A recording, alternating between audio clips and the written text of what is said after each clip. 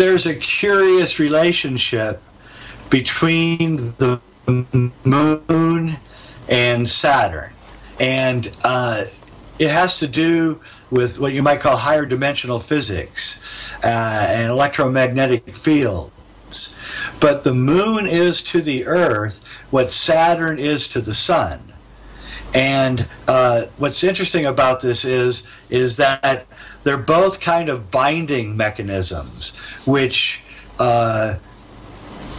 bind the electromagnetic field to a certain frequency, which and does not allow it to have much of an expansion or much of a condensation. And so it's a fixing kind of thing. So the moon fixes the electromagnetic field of the Earth and keeps it coherent. And Saturn fixes the electromagnetic field of the sun and gives it a coherency. And this is all very esoteric information, which is going probably most people will think is wacky. You have to kind of understand higher dimensional physics and time and all of that. So what it does is that Saturn is Chronos in ancient mythology, or which is time. And also he is Set, the great god Set from Egypt, and Satan. And he is the god who devours his children in order to become young again. And so Saturn is a fixing kind of thing, and it sets us into linear time, and it drops us into an unnatural time. It's not natural. A natural time is a polychronic way of looking at the world, in which 1 second can be long or short or a minute. But what we've done is we've set up a contrivance of a monochronic culture, which says that 1 second follows another second, 1 minute follows another minute. Each minute is exactly the same length. Each hour is exactly the same length. But if we examine time in our own lives, we understand that actually that's not true. That 1 minute sitting on a very hot stove, it can seem like an hour. An hour talking to a beautiful woman can seem like 2 seconds.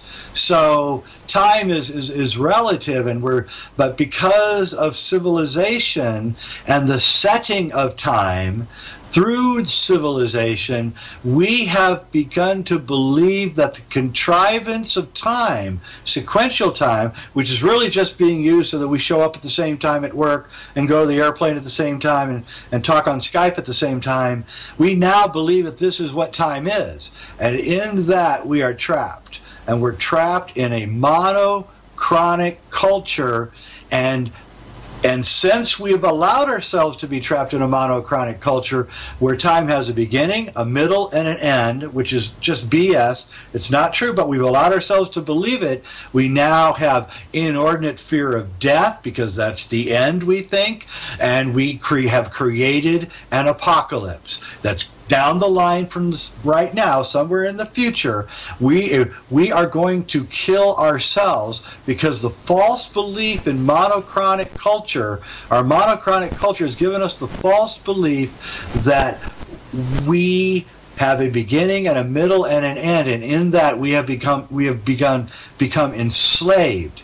We're enslaved by a false belief system engendered by forces that do not have our interests, our best interests at hand. And they have enslaved us. And the first step to breaking free of this enslavement is to break free of monochronic time and go back to polychronic time. Where I grew up in the center of the United States when I was young, we lived next to Indian culture, Native American culture, and one time we were all waiting for the train to come, and it was late, and there was about 50 people in the train station, and maybe 10 of them were Native Americans, and the other 40 were European stock. And I was a young kid, and I remember all the white people agitated because the train was 15 minutes late, and I looked over at the Native Americans, and they were all just whatever, whatever time the train comes, that's when it comes. And then the train came, and then all the Europeans are crowding into the train and like mad, like the train's going to go as soon as they're in, which it's not. It's going to go whenever they're ready to go. And then after all then the Indians very slowly got up and got on the train, never got upset, never wasted any energy on the whole thing. And that's how we used to be, and that's what we've lost. And in that losing, we've lost a lot. We've lost our appreciation of nature, of what we really are. Our deep psychic senses have atrophied. We have become slaves of possibly off-planet forces which seek something from us, something mysterious.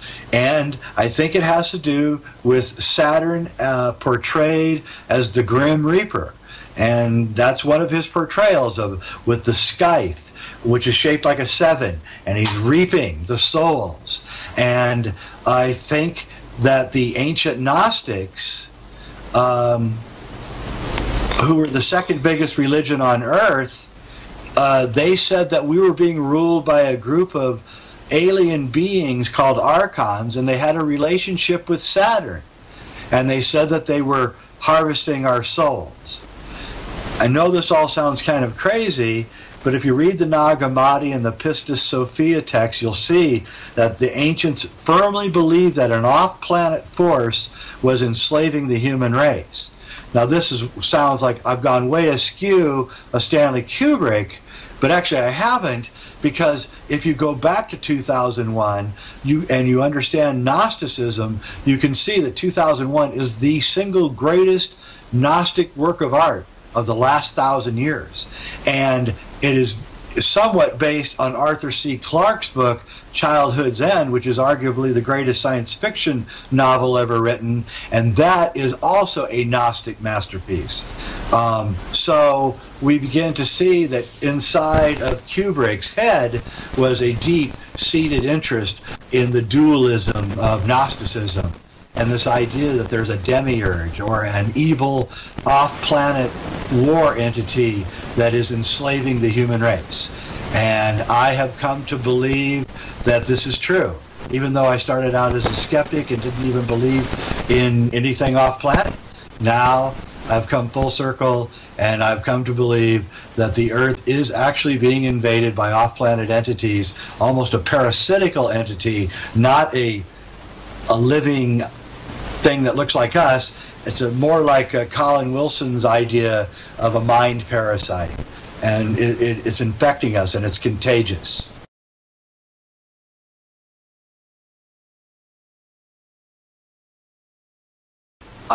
So he embedded a lot of the things that he wanted to convey in all of those films: Eyes Wide Shut, Clockwork Orange, Barry Lyndon, especially The Shining, a little bit less in Full Metal Jacket, but then back in true form again in Eyes Wide Shut. And I believe the coup de grace was going to be AI, which unfortunately was turned into a sentimental maudlin piece of crap by Steven Spielberg, who apparently cannot think beyond a 12-year-old. I don't know what's wrong with that guy. And he ruined Kubrick's work, by the way, completely, because I know one of the technicians that was working on AI before Spielberg got to it, and the real plot of AI is a shocker, and that'll be out in my next Kubrick film, Kubrick's Odyssey 2, Kubrick the Magician. The Shining is now beginning to think is a masterpiece of an unusual kind. Because now The Shining is becoming apparent to me is not three-dimensional chess, but maybe seven-dimensional chess. Because what he did in The Shining is so brilliant. He not only faked the making of a Stephen King novel so he could tell us the secrets of what he went through during the Apollo footage making, and how his wife found out about it, and how every deviation in the movie The Shining from Stephen King's book The Shining is actually the story of sidetrack story of him going into what happened to him during the Apollo faking. He revealed how they kept the astronauts quiet, by the way, the astronauts that were not involved in Apollo. They Clockwork Oranged them. That's the term that they used in NASA for it. They Clockwork Oranged me. And that meant that every time you began talking or thinking about something you weren't supposed to talk or think about, you got sick. So that's why Neil Armstrong doesn't do any interviews, because he doesn't want to puke. And then finally, in Eyes Wide Shut, he concretizes this whole idea of unseen forces by showing us the people that run the world. The Zieglers, played by Sidney Pollack. Ziegler is Yiddish for bricklayer, which means Freemason.